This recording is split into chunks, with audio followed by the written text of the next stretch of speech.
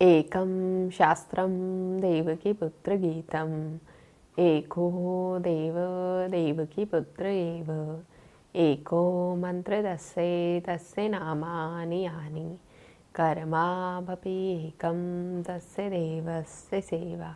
हरे राम राम राम हरे हरे, हरे कृष्ण कृष्ण कृष्ण हरे हरे।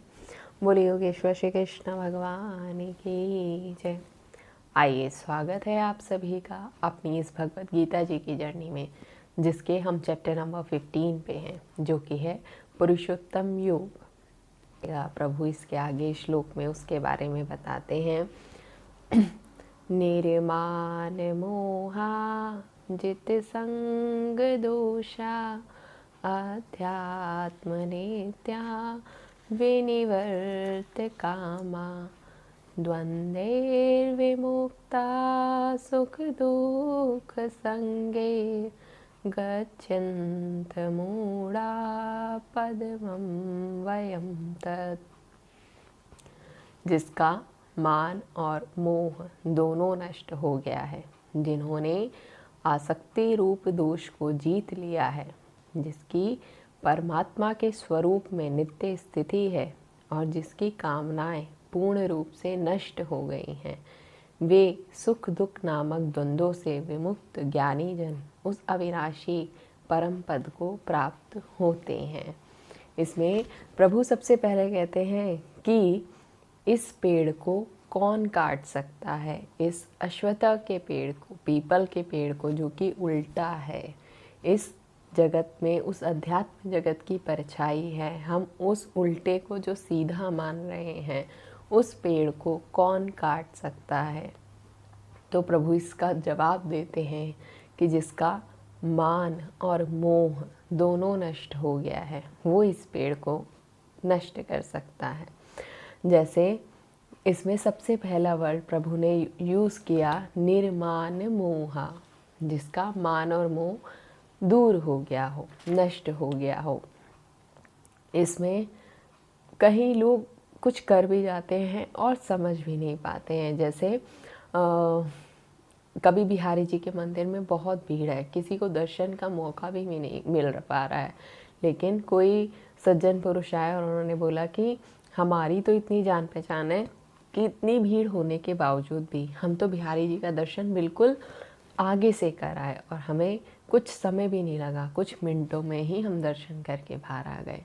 तो इसमें कोई उन्हें समझाए कि आप करने गए थे दर्शन और कराए प्रदर्शन। तो इस तरीके से हमारे जब मान और मोह दोनों नष्ट हो जाएंगे, तो हमारे अंदर की जो स्थिति पैदा होगी, वो स्थिति लाने के लिए प्रभु हमें बता रहे हैं। इसके लिए हम कह सकते हैं कि किसी की अपनी प्रतिष्ठा, आगे तो किसी सत्पुरुष ने कहा भी है कि प्रतिष्ठा सुकरिविष्ठा है। इसका मतलब ये नहीं है कि हमें उससे मोह हट गया है, किसी के पास रहकर भी मोह से दूर हुआ जा सकता है। प्रेम और मोह दोनों ही बड़ी विचित्र चीज़ हैं। अपने लिए सोचना ये मोह है, और अपने प्रिय के विषय में सोचना ये प्रेम है। जित संग दोषा, जिसके आसक्ति रूपी दोष जिसने जीत लिए हों। संग का बहुत प्रभाव कहा है। एक पल का दुस्संग और एक पल का सत्संग, दोनों की ही बड़ी महत्वता है। अगर गाय के सींग की नोक पर एक राई का दाना जितने समय तक टिक सकता है,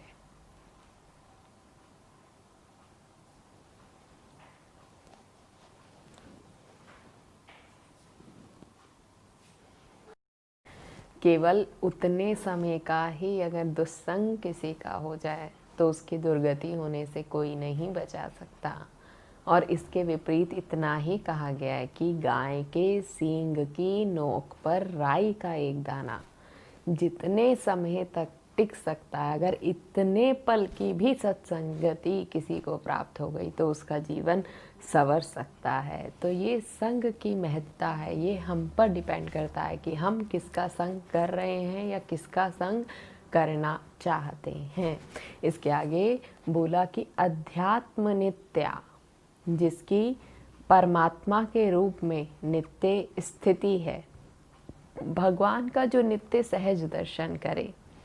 किसी ने पूछा कि कब तक भजन करें, तो जब तक स्वभाव ना हो जाए तब तक भजन करें। जैसे क्रोध एक स्वभाव है, बिना किसी के कहे वो स्वयं आ जाता है। सोना एक स्वभाव है, निद्रा हर किसी को आती है, अपने समय पर स्वयं आ जाती है। तो इसी तरीके से भजन आपका स्वभाव हो जाए तब तक भजन हो।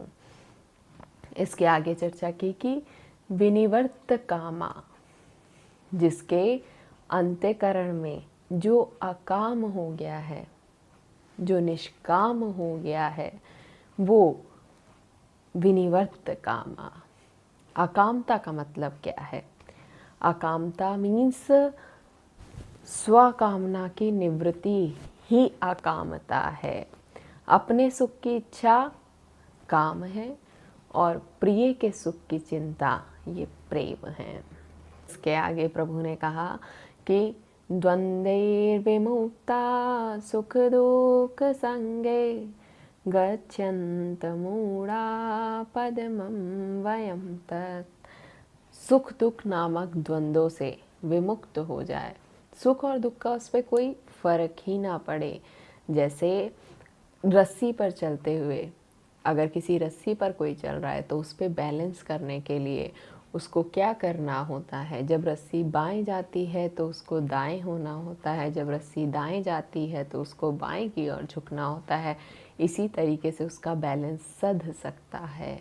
इसी प्रकार से हमारे ऊपर है कि हमें किस प्रकार से बैलेंस में चलना है। हमें भी अपने सुख और दुख पर बैलेंस बनाते हुए चलना है। ये जगत एक शैडो है, हमें शैडो नहीं रियल ट्री में जीना है। ये अपने कर्तापने के अभी नहीं है कि वो सक्षम नहीं है, वो सक्षम है। एक चुटकी बजाएं तो आसमान से सोने की वर्षा होने लगे, लेकिन वो मधुकरी करते हैं। मधुकरी का मीन्स है कि उसका अभिमान शून्य हो जाए। लोग गुरुद्वारे में पादुका की सेवा करते हैं, कहीं कथा होती है तो बाहर पादुका की सेवा रखी जाती है। अगर किसी को अपने मोह के अभिमान से दूर होना है, अपने कर्तापने के अभिमान से दूर होना है, तो जाके सेवा करे, इससे उसके अभिमान शून्य हो जाएगा।